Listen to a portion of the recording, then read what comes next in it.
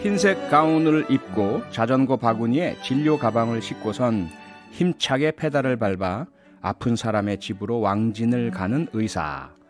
제가 어렸을 때만 해도 종종 봤던 모습인데 언젠가부터 이런 의사를 보는 게 힘들어졌죠. 그런데요, 서울 은평구에는 여전히 자전거를 타고 아픈 동네 주민을 진찰하러 가는 의사가 있다고 합니다. 왕진이 사라진 시대에 왕진을 다니는 의사 선생님, 의료협동조합 산림의원의 추혜인 원장을 만나봅니다. 원장님 안녕하세요. 안녕하세요. 네, 오늘 혹시 왕진 오늘도 다녀오신 겁니까? 오늘은 하루 종일 진료실을 지키는 날이었습니다. 예. 왕진은 수요일이랑 목요일에 다니고 있고요. 네. 간혹 이제 환자분의 상황이 급하면 진료가 끝나고 밤에도 왕진을 가는 일이 있기는 하지만 주로는 수요일, 목요일 낮에 가고 있습니다. 그러니까 정해진 왕진 날은 수요일, 목요일 낮이고 네. 긴급한 호출 있으면 언제든 달려가신다. 네. 그렇지만 다음 날 진료도 생각해야 되니까 네. 한밤중에 달려가거나 그런 일은 아직은 없었네요. 네. 그러면 어떤 곳으로 어떻게 왕진을 가시는지 미리 신청하시거나 예약하는 이런 절차는 어떻게 됩니까?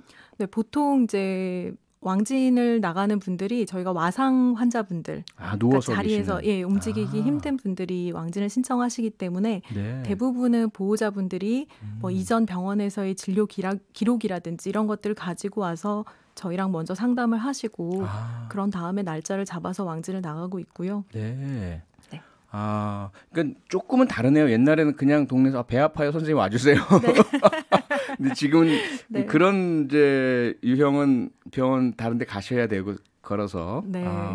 이제 거동이 불편하신 분만 네. 미리 상담하고 그동안의 진료 차트 보시고 가시는 거군요. 그렇죠. 이제 거동이 가능하신 분들은 사실 근처에 있는 의료기관을 어디라도 가실 수 있기 때문에 맞아요. 그런 분들까지 왕진을 나가지는 않습니다. 그러게요. 1213님이 문자 주셨네요. 그럼 왕진 가능한 환자의 종류도 정해져 있을까요? 증상이라든지 어느 정도?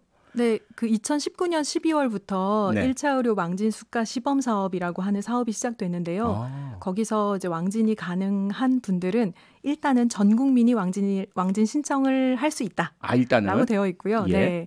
이 왕진을 건강보험을 적용을 해주느냐, 해주지 않느냐가 차이가 있는데요. 네. 건강보험 적용을 받으실 수 있는 분들은 말기암이라든가 중증 장애를 가지신 분들, 치매, 신경퇴행성 질환이라든지 지체장애 이런 이제 왕진을 갈 만한 어떤 사유가 있는 분들은 건강보험 적용을 받으시고요. 네. 그렇지 않은 분들은 왕진료를 본인이 다 부담하시면 왕진을 신청하실 수는 있습니다. 가능을 하네요. 네. 그런데요. 지금 코로나19 때문에 여러 가지로 많은 어려움들이 있잖아요. 네. 근데 환자분들도 그러실 것 같고 코로나19 이후로 왕진이 훨씬 더 늘었습니까? 아니면 줄었습니까? 사실 코로나 초기에는 왕진이 조금 줄었습니다. 왜냐하면 그때는 이제 누구라도 잘 모르는 사람이 자기 집에 오는 거를 두려워하던 시기였기 때문에 저희가 잘 나가던 왕진 이제 집에서도 의료인이 집에 들어오는 것은 조금 두렵다 이렇게 말씀을 하셨어요. 다른 환자도 만날 테니까 코로나19 혹시 감염되시지 않았을까? 그렇죠. 혹시 의료인을 통해서 옮기지 않을까 이런 걱정을 좀 하셨는데 사실 최근에는 더 많이 늘어나고 있어요. 왜냐하면 이제 코로나 때문에 대형 병원에 입원이 좀 제한되는 것도 있고요. 입원을 하셔도 보호자 면회가 제한이 된다거나 요양병원 같은 곳도 일주일에 한 번만 면회가 가능하다. 입원을 하려면 또 코로나 음성이라는 확인이 나와야 되고 이런 여러 가지 장벽들이 생기다 보니까 병원에 입원하기보다는 집에서 좀 안정하면서 왕진을 받고자 하는 분들이 조금씩 늘어나고 있는 것 같습니다. 네. 자, 그럼 구체적으로 어떻게 왕진 진료를 하시는지 가장 최근 사례를 들어주셔도 좋고요. 딱 처음에 신청을 받으실 때부터 가셔서 어떤 절차, 어떤 진료를 하시는지 설명 좀 부탁드릴게요. 작년부터 왕진을 시작했던 한 분은 한 76세이신 여자 환자분이시고요. 뇌출혈로 15년째 누워 계시던 분이었는데 엘리베이터가 없는 4층 빌라에 살고 계셨어요. 그래서 이분이 이제 병원에 가시려고 하면 응급실 같은 곳에 가실 때는 119를 불러서 가실 수 있지만 응급실이 아닌 일반 의료기관에 가시려고 하면 사설 구급차를 이용하셔야 되는데 이 사설 구급차 비용이 20만 원에서 25만 원 정도 들기 때문에 한 번에. 네. 그러면 병원에 왔다 갔다 하시면 거의 40만 원, 50만 원 드시니까요. 그러네요. 저희가 처음 방문했을 때 1년 동안 혈액 검사를 하지 못하고 집에 누워만 계시는 그런 상태여서 아이고. 그 얘기를 미리 듣고 갔었기 때문에 제가 네. 처음 방문한 때부터 이제 혈액 검사를 하기 시작했었고 지금 정기적으로 방문을 하고 있고요. 네. 네. 예, 지금 김광천 님이 문자 주셨는데 옛날 영화나 드라마를 보면 의사 선생님이 왕진을 갈 때 커다란 검정색 가죽 가방을 들고 다니셨는데 예, 이 영화 네. 드라마에 엄청 많이 나왔었어요. 네, 네. 요즘은 네. 어떤 가방을 들고 다니시는지 궁금합니다. 네. 저도 사실 이게 궁금해서 네. 여쭤보려고 했었어요, 사실은. 어떤 가방 들고 다니세요? 제가 사실 왕진 가방이 적당한 게 없어가지고요. 네. 지금은 약 구급 상자 좀 큰 거를 구해서 네, 거기를 왕진 가방으로 쓰고 있습니다. 플라스틱으로 된 거요? 네, 플라스틱으로 된 거요. 뭐 왕진 가방 하나 네. 어떻게 좀 구해드려야 되겠네요.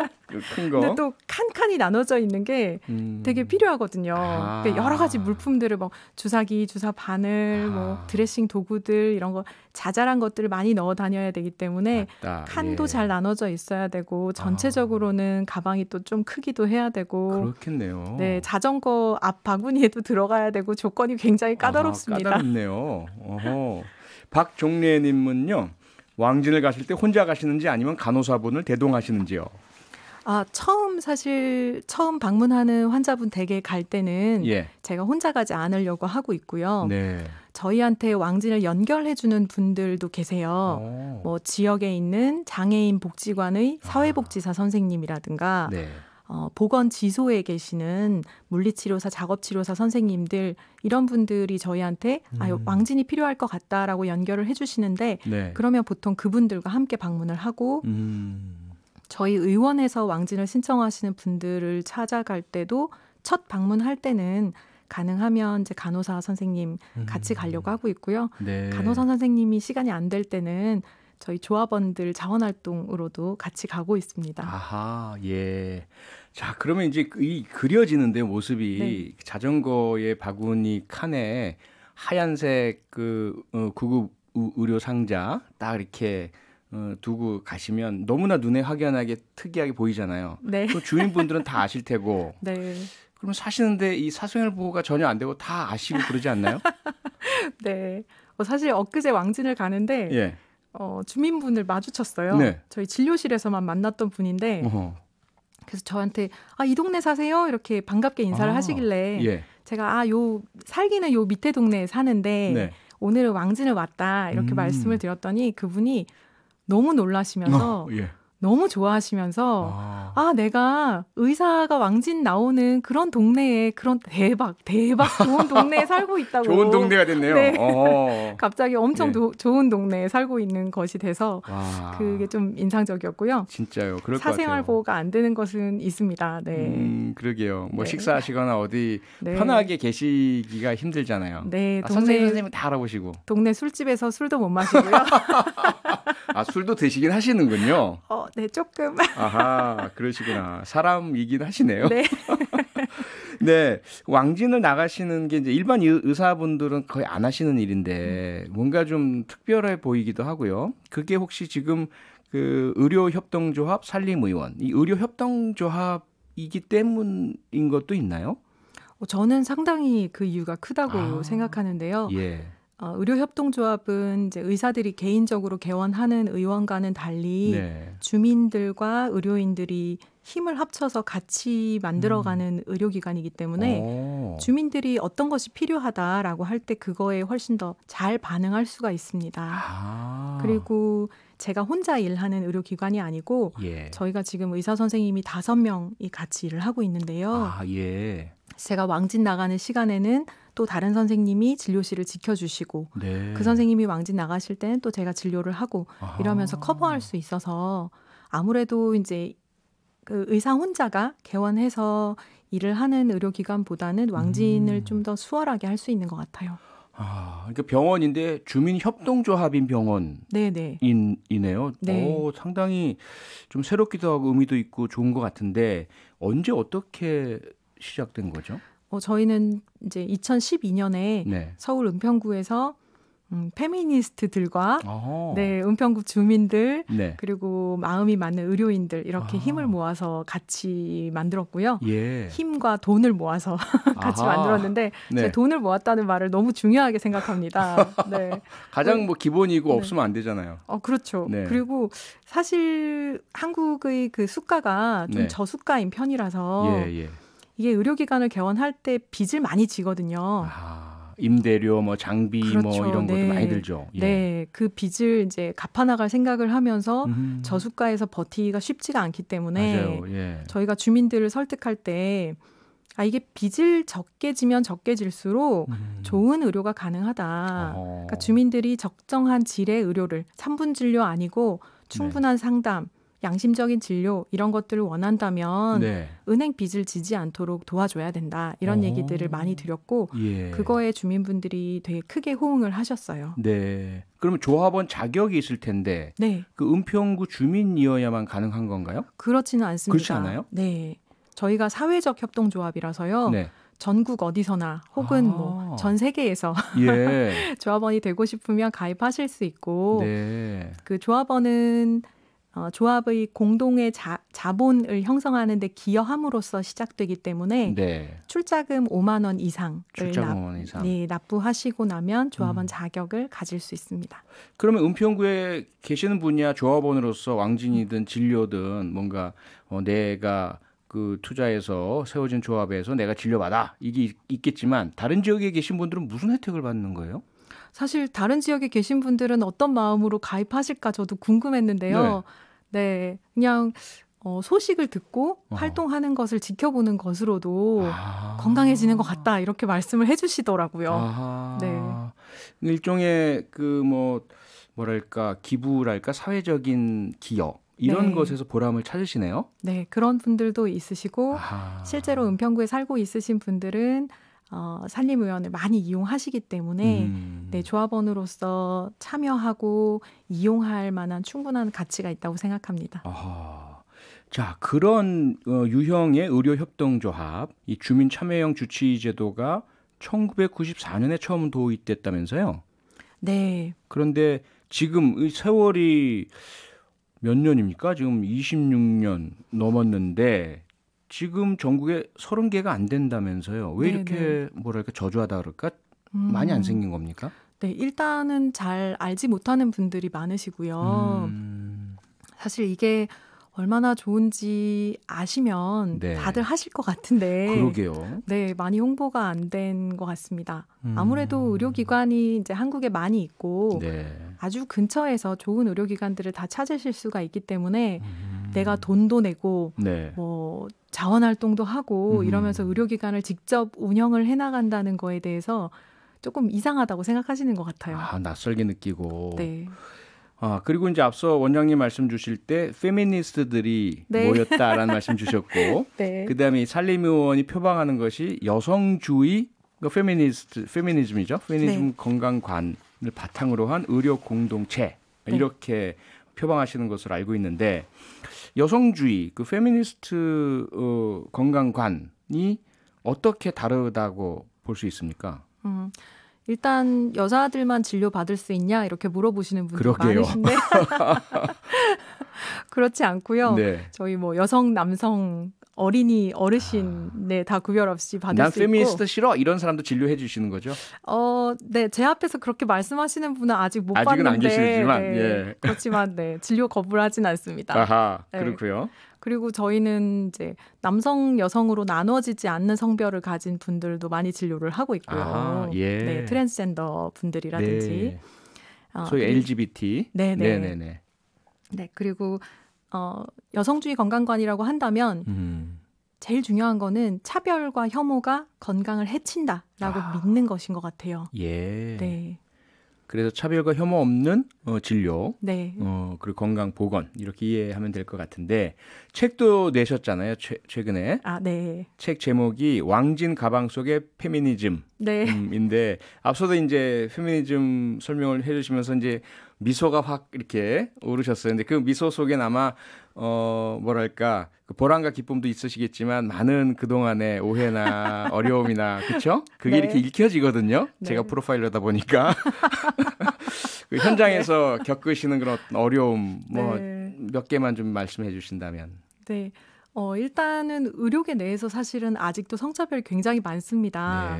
네, 여자 여학생들 또 여자 인턴 전공의 선생님들 인터뷰해 보면 또 병원 내에서 그런 성차별을 겪었다라고 하는 분들이 굉장히 많으시고요. 네. 어떤 교수님 수술장에는 여자 인턴을 꼭 들여보내야 된다든지 아니면 어떤 과는 여자와 남자를 동수로 뽑기 때문에 여자 전공의들의 성적이 남자 전공의들보다 좀 더 높아야지만 그 과에 합격을 할 수 있다든지 아니면 그 과는 뭐 해마다 여자 전공의는 한 명밖에 안 뽑아 이런 것들이 암묵적으로 정해져 있는 곳이 되게 많고요. 네. 여성들이 특히 그런 여전히 의료 현장에 차별을 당하고 있는 이 문제 극복이 필요하다는 말씀인 것 같은데 원래는 공대를 다니셨다면서요? 네. 그러다가 다시 의대로 힘들게 가신 이유가 이것도 페미니즘하고 좀 관련이 있나요? 네, 그렇게 얘기할 수 있을 것 같아요. 제가 공대를 입학했을 때 사실 저희 과의 50년 역사에서 여학생 처음 입학한 해였거든요. 오, 그래요? 네네. 오. 학부제가 되면서 그 과에 이제 여학생들이 처음으로 입학하게 됐었는데 그러다 보니 약간 이제 숨쉬기가 좀 힘들어서 그래서 이제 공대 여성위원회 선배들을 좀 찾아다니게 됐었고 그 선배들이랑 같이 겨울방학에 한국 성폭력 상담소에서 자원활동을 하게 됐었는데 그 자원활동 기간 중에 성폭력 상담소 상담사 선생님들로부터 의사가 너무 필요하다 이런 얘기를 많이 들었어요. 그 성폭력 피해자를 진료를 해주고 피해자의 입장에서 법원에 나가서 증언을 해줄 그런 의사가 너무 필요하다. 그런 얘기를 듣고서 어느 날 갑자기 그냥 공대를 그만두고 의대를 가야겠다. 그러셨구나. 아니, 지금이야 이제 해바라기 센터, 해바라기 센터. 의료와 이제 그런 피해자 지원 기능을 하는 또 원스톱 지원 센터도 생겼고 했는데 그 당시에는 그런 게 전혀 없었잖아요. 네, 맞습니다. 그래서 참 공대를 다니시다가 의대로 참 뭐랄까 특이한 사유에 의사가 되신 분이라고 생각되고 글쎄 지금 이제 많은 분들께서 의사에 대해서 또 의료에 대해서 시민분들이 감정이 복합적이시잖아요. 특히 최근에 의료 파업이라든지 이런 논란을 보시면서 왜 의사들이 처음에 마음먹었던 히포크라테스 선서, 슈바이처, 뭐 인술 이런 것들은 다 어디로 가고 너무 시민을 생각 안 한다. 어떻게 보십니까? 사실 좋은 의사들이 되게 많거든요. 정말 뭐 환자야 어떻게 되든 뭐 건강을 망치든 말든 내 돈만 벌겠어 이런 의사들은 정말 저는 없다고 생각하는데 그렇죠. 지금의 우리나라 건강보험이 가지고 있는 수가 체계 자체가 행위별 수가제예요. 행위별 수가제는 환자가 아프거나 환자가 불안하면 더 많은 검사, 더 많은 처치, 더 많은 행위들을 하게 되고 그러면 진료비가 계속 올라가게 되거든요. 그러니까 환자 입장에서는 이 검사를 내가 나한테 정말 필요해서 하자는 건지 아니면 의사가 자기 돈을 벌기 위해서 하자고 하는 건지 계속 의심할 수밖에 없는 그런 상황이 되는 거죠. 상황에 처하게 되는 이 문제가 이제 의사들에 대한 환자의 불신 원인이기도 하고 시간이 벌써 다 돼서 더 많은 질문을 사실 여쭤봐야 되는데 이 청취자 여러분들도 질문을 많이 보내주세요. 문자도 많이 보내주시고요. 1812님 목포인데요. 직접 혜택은 못 받아도 참여는 하고 싶네요. 참여할 수 있는 방법 좀 알려주세요. 목포경찰서 근무하는 건강한 대한민국 경찰관입니다. 멋진 분이시고요. 0470님도 조합원 가입 신청은 어찌 하나요? 알려주세요. 배미순님은 참 세상 살만하군요. 응원하겠습니다. 조합원 가입 방법 좀 지금 알려주세요. 인터넷으로 산림의료복지사회적 협동조합 좀 어렵죠? 너무 길어요. 여기를 찾아서 들어오시면 조합원 가입하실 수 있고요. 꼭 산림을 가입하지 않으시더라도 지역에 있는 의료복지사회적 협동조합들이 많이 있으니까 각자 자기 지역에 있는 그런 의료복지사회적 협동조합의 조합원으로 가입하시는 것도 좋은 방법입니다. 지금 원장님 쓰신 책에 전희경 작가가 이런 평을 했습니다. 극소수의 명의를 극소수의 특권층만 만날 수 있는 사회보다 보통의 의사들을 보통의 시민들이 신뢰할 수 있는 사회가 더 안전하다. 이런 믿음을 공유하는 의료인이 있다는 사실이 소중하고 든든하다. 안전한 사회, 건강한 시민들을 위해서 앞으로도 계속 노력해 주시길 부탁드립니다. 고맙습니다. 네, 감사합니다. 네, 오늘 만나본 분은 동네 주치의로 환자와의 신뢰를 쌓아가고 있는 의료협동조합 산림의원 추혜인 원장이었습니다. 평일 저녁 6시 5분에 여러분을 찾아갑니다. MBC 라디오 표창원의 뉴스 하이킥.